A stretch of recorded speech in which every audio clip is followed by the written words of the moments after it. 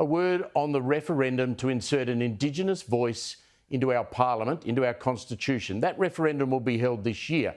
And we saw Linda Burney on with Andrew Clennell in the last hour. Now, as we know, it was an election promise made by Labor and the Prime Minister, Anthony Albanese. Here he is making that promise back in May. We will show that we're an inclusive and mature country by recognising the privilege that we have of sharing this great island continent of ours, this great multicultural nation, with the oldest continuous civilisation on the planet, and recognising that in our constitution with an enshrined voice to Parliament.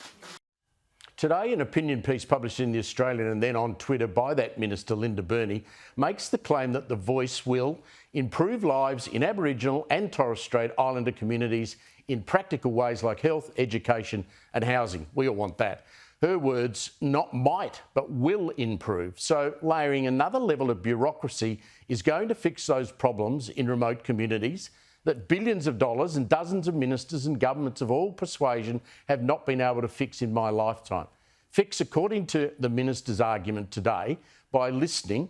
Seriously, she's either deluded or so invested in getting this voice idea up that she both ignores history and the reality of life in those communities today. Minister Burney lists 8 things the voice will and will not do, but it's motherhood stuff that we've all heard before. Her arguments are simply designed to convince unengaged Australians that there's really nothing to see here. Just vote yes and the lives of Indigenous Australians will suddenly improve overnight. I mean, it's a falsehood, as we all know. It's about as effective as what Kevin Rudd's apology. Nice words, but little income.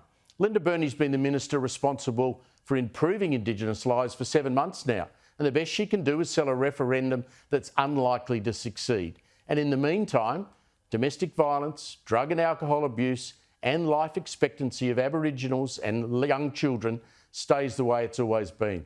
Look, I don't know Linda Burney, and I'm sure she means what she says and really wants to make a difference. She felt the need in the opinion piece today to make the point that she was 10 years old when in 1967 Australians said yes to counting Aboriginal Australians as part of the population. That didn't improve the conditions that many live under, and I heavily doubt the voice will either.